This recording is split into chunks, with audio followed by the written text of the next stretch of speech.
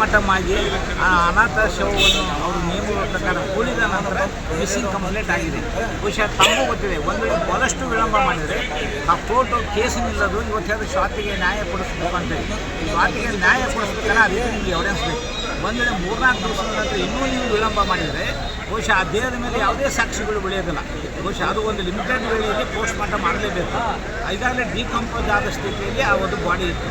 ಆದ್ದರಿಂದ ಈ ಒಂದು ಡಿಕಂಪೋಸ್ ಆದ ಬಾಡಿಯಲ್ಲಿ ಎವಿಡೆನ್ಸ್ ರೂಪದಲ್ಲಿ ಒಂದು ಏಳು ಇರುತ್ತದೆ. ಅದು ನಾನು ಹೇಳೋಕ್ಕಾಗಲ್ಲ, ಅದು ಮೆಡಿಕಲ್ ಜೂರಿಸ್ಪ್ರುಡೆನ್ಸ್ನಲ್ಲಿ ಅದು ಬರುತ್ತೆ, ಎಷ್ಟು ದಿವಸದಲ್ಲಿ ಬಾಡಿ ಮೇಲೆ ಗಾಯ ಇದು ಉಳಿತಾವ ಅನ್ನೋದು ಹೇಳಿ. ಆದ್ದರಿಂದ ಆ ಒಂದು ಕೆಲಸವನ್ನು ಮಾಡ್ಯಾರ. ಈ ಒಂದು ಸುದೈವ ಬಹುಶಃ ಒಂದು ಬಾಡಿ ಯಾರು ಮಾಡ್ಯಾರ ಅನ್ನೋದು 2ನೇ ಪ್ರಶ್ನೆ. ಅನ್ನೋದು ಪೋಸ್ಟ್ ಮಾರ್ಟಮ್ ರಿಪೋರ್ಟ್ನಲ್ಲಿ ಅದು ಸ್ವಚ್ಛವಾಗಿದೆ, ಅದು 2ನೇ ಪ್ರಶ್ನೆ ಇಲ್ಲ. ಅದು ಬಾಡಿಯ ದೃಷ್ಟಿಯಿಂದ ಇವತ್ತು ಅದು ಗೊತ್ತಾಗಿದೆ. ಇದು 2ನೇದು ಯಾರು ಮಾಡ್ಯಾರಂತ ಪತ್ತೆ ಮಾಡುವ ಸಂದರ್ಭದಲ್ಲಿ ಇವರು 3 ಜನ ಕೂಡಿ ಮಾಡಿದ್ದಾರೆ ಅಂತೇಳಿ ಅದು ಇವತ್ತು ಸ್ಪಷ್ಟವಾಗಿದೆ. ಬಹುಶಃ ಮುಂದಿನ ಕೆಲಸ ಆ ಒಂದು ಆರೋಪಿಗಳಿಗೆ ತಕ್ಕ ಶಿಕ್ಷೆ ಆಗಬೇಕು. ತಕ್ಕ ಶಿಕ್ಷೆ ಆಗಬೇಕಂತ ನಾವು ಬಾಯಲ್ಲಿ ಹೇಳಿದರೆ ಆಗೋದಿಲ್ಲ. ಬಹುಶಃ ಆ ರೀತಿಯಾಗಿ ಪೊಲೀಸರು ಅದನ್ನು ಆ ಒಂದು ಚಾರ್ಜ್ ಶೀಟ್ ಹಾಕುವಂಥ ಸಂದರ್ಭದಲ್ಲಿ ಮನೆಯವರ ಸಹಕಾರದಿಂದ ಆ ಸಂಪೂರ್ಣವಾದ ಚಾರ್ಜ್ ಶೀಟನ್ನು ಹಾಕುವಂಥ ಒಂದು ಪ್ರಯತ್ನ ಇದು ಪೊಲೀಸ್ ಇಲಾಖೆಯಿಂದ ಆಗಬೇಕು. ನಾವು ಹೇಳಿದ್ವಿ, ಅದು ನಮ್ಮ ಮನೆ ಹೋದಾಗ ಅವರು ಮನೆಯವರು ಸಹ ನಾನು ಹೇಳಿದ್ದೀನಿ, ಬಹುಶಃ ತಾವು ಈ ಒಂದು ಪೊಲೀಸರಿಗೆ ಒಂದು ಸಾಕ್ಷಿಗಳನ್ನು ಕಟ್ಟುವಂಥ ಸಂದರ್ಭದಲ್ಲಿ ಈಗ ನಾವು ಪಂಚನಾಮೆ ಮಾಡ್ತೀವಿ. ಪಂಚನಾಮೆ ಮಾಡೋ ಸಂದರ್ಭದಲ್ಲಿ ಆ ಮನೆಯವರು ಸಹಕಾರ ಕೊಟ್ಟು ನಮ್ಮ ಪಂಚನಾಮೆಗೆ ಸಹಕಾರ ಕೊಟ್ಟರೆ ಚಲೋ. ಇಲ್ಲಾಂದ್ರೆ ಪೊಲೀಸ್ ಯಾರನ್ನಾರು ಒಬ್ಬರು ಪಂಚನಾಮೆಗೆ ಸಹಿ ಮಾಡಿಸಿ ಕೈ ಬಿಡ್ತಾರೆ. ಮುಂದೆ 8 ತಿಂಗಳ ನಂತರ 1 ವರ್ಷದ ನಂತರ ಸಾಕ್ಷೀಕರಣ ಸಂದರ್ಭದಲ್ಲಿ ಅವರೆಲ್ಲ ಹೋಸ್ಟೆಲ್ ಆಗಿಬಿಡ್ತಾರೆ. ಆದ್ದರಿಂದ ಎಲ್ಲರಿಗಿಂತ ನಮ್ಮ ನಿಮಕ್ಕಿಂತ ಹೆಚ್ಚಿಗೆ ನೀವು ಇನ್ನೂ ಸ್ವಲ್ಪ ನೀವು ಮಾಧ್ಯಮದಲ್ಲಿರ್ತೀರಿ, ನಾನು ಹೇಳ್ತಿರ್ಬೋದು. ಆದರೆ ಆ ಕುಟುಂಬ ಏನೋ ನೋವು ಅನುಭವಿಸಿದೆ, ಅವರು ಮಾತ್ರ ಹೆಚ್ಚಿನ ಜಾಗೃತೆಯಿಂದ ಶಿಕ್ಷೆ ಆಗುವಂತ ಹೇಳಿ ನಾವು ಹೊರಗಿನವ್ರು ಹೇಳಿದ್ರೆ ಅದು ಲಾಭದಾಯಕ ಅಲ್ಲ, ನಾವು ಹೇಳ್ತೀವಿ.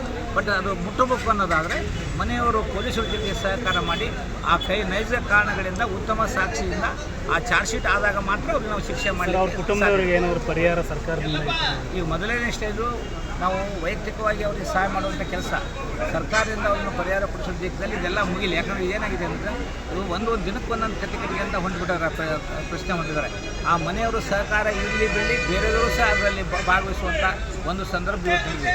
ನಮಗೆ ನಿಜವಾಗಿಯೂ ಯಾರಿಗಾರೋ ಒಬ್ಬರಿಗೆ ಸಹಾಯ ಮಾಡಬೇಕನ್ನೋದು ನಮ್ಮ ಮನಸ್ಸಿನಲ್ಲಿ ಇದ್ದರೆ ಅದಕ್ಕೆ ತಕ್ಕಂತೆ ನಾವು ನಡ್ಕೋಬೇಕು. ಅದು ಕೆಡಿಸುವಂಥ ದೃಷ್ಟಿಯಲ್ಲಿ ಬೇರೆ ಬೇರೆ ಕಾರಣಗಳಿಂದ ಅದನ್ನು ದಿಕ್ಕು ತಪ್ಪಿಸುವಂಥ ಒಂದು ಕೆಲಸ ಆಗಬಾರ್ದು.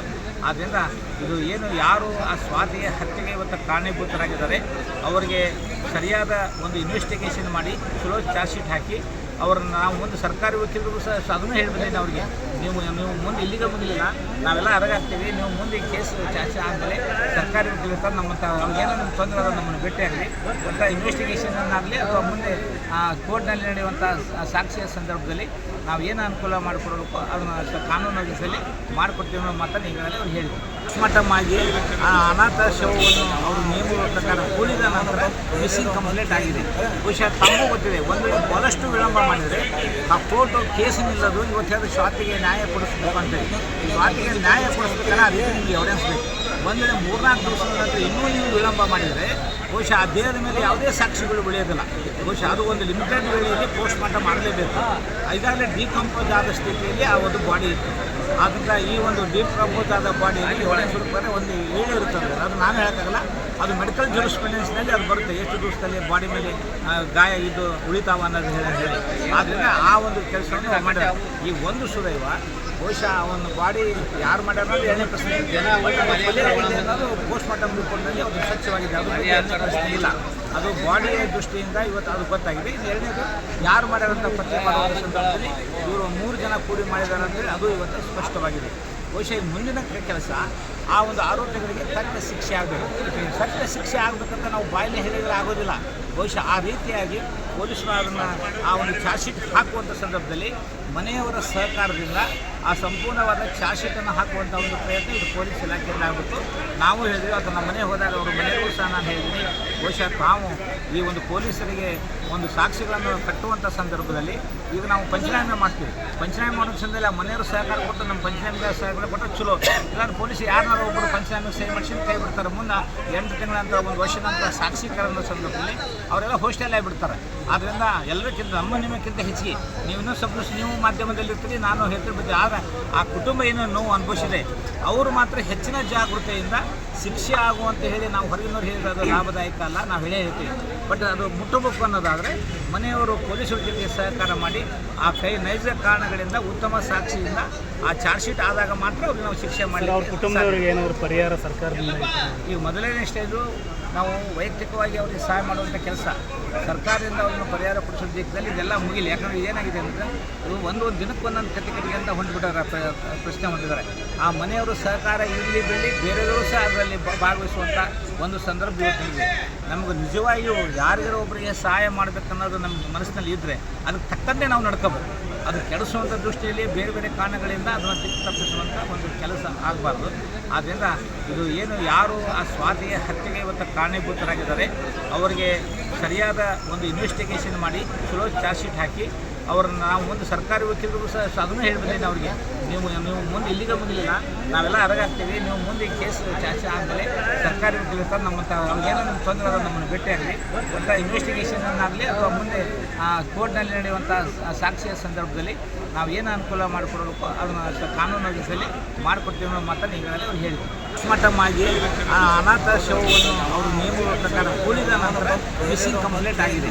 ಬಹುಶಃ ತಮಗೂ ಗೊತ್ತಿದೆ, ಒಂದು ಬಹಳಷ್ಟು ವಿಳಂಬ ಮಾಡಿದರೆ ಆ ಕೋರ್ಟು ಕೇಸು ನಿಲ್ಲೋದು ಇವತ್ತು ಹೇಳಿದ್ರೆ ಸ್ವಾತಿಗೆ ನ್ಯಾಯ ಕೊಡಿಸ್ಬೇಕು ಅಂತೇಳಿ. ಸ್ವಾತಿಗೆ ನ್ಯಾಯ ಕೊಡಿಸ್ಬೇಕಾದ್ರೆ ಆ ರೀತಿ ನಿಮಗೆ ಎವಿಡೆನ್ಸ್ ಬೇಕು. ಒಂದು ವೇಳೆ 3-4 ದಿವಸದ ನಂತರ ಇನ್ನೂ ನೀವು ವಿಳಂಬ ಮಾಡಿದರೆ ಬಹುಶಃ ಆ ದೇಹದ ಮೇಲೆ ಯಾವುದೇ ಸಾಕ್ಷಿಗಳು ಬೆಳೆಯೋದಿಲ್ಲ. ಬಹುಶಃ ಅದು ಒಂದು ಲಿಮಿಟೆಡ್ ವೇಳೆಯಲ್ಲಿ ಪೋಸ್ಟ್ ಮಾರ್ಟಮ್ ಮಾಡಲೇಬೇಕು. ಈಗಾಗಲೇ ಡಿಕಂಪೋಸ್ ಆದ ಸ್ಥಿತಿಯಲ್ಲಿ ಆ ಒಂದು ಬಾಡಿ ಇತ್ತು. ಆದ್ದರಿಂದ ಈ ಒಂದು ಡಿಕಂಪೋಸ್ ಆದ ಬಾಡಿಯಲ್ಲಿ ಎವಿಡೆನ್ಸ್ ಹುಡುಕಿದ್ರೆ ಒಂದು ವೇಳೆ ಇರುತ್ತದೆ, ಅದು ನಾನು ಹೇಳೋಕ್ಕಾಗಲ್ಲ. ಅದು ಮೆಡಿಕಲ್ ಜೂರಿಸ್ಪ್ರುಡೆನ್ಸ್ನಲ್ಲಿ ಅದು ಬರುತ್ತೆ, ಎಷ್ಟು ದಿವಸದಲ್ಲಿ ಬಾಡಿ ಮೇಲೆ ಗಾಯ ಇದು ಉಳಿತಾವ ಅನ್ನೋದು ಹೇಳಿ. ಆದ್ದರಿಂದ ಆ ಒಂದು ಕೆಲಸವನ್ನು ಮಾಡ್ಯಾರ. ಈ ಒಂದು ಸುದೈವ ಬಹುಶಃ ಅವನ ಬಾಡಿ ಯಾರು ಮಾಡ್ಯಾರ ಅನ್ನೋದು 2ನೇ ಪ್ರಶ್ನೆ.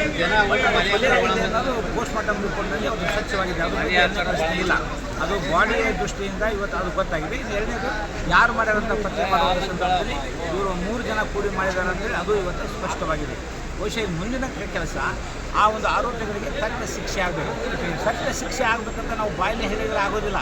ಬಹುಶಃ ಆ ರೀತಿಯಾಗಿ ಪೊಲೀಸರು ಅದನ್ನು ಆ ಒಂದು ಚಾರ್ಜ್ ಶೀಟ್ ಹಾಕುವಂಥ ಸಂದರ್ಭದಲ್ಲಿ ಮನೆಯವರ ಸಹಕಾರದಿಂದ ಆ ಸಂಪೂರ್ಣವಾದ ಚಾರ್ಜ್ ಶೀಟನ್ನು ಹಾಕುವಂಥ ಒಂದು ಪ್ರಯತ್ನ ಇದು ಪೊಲೀಸ್ ಇಲಾಖೆಯಿಂದ ಆಗಬೇಕು.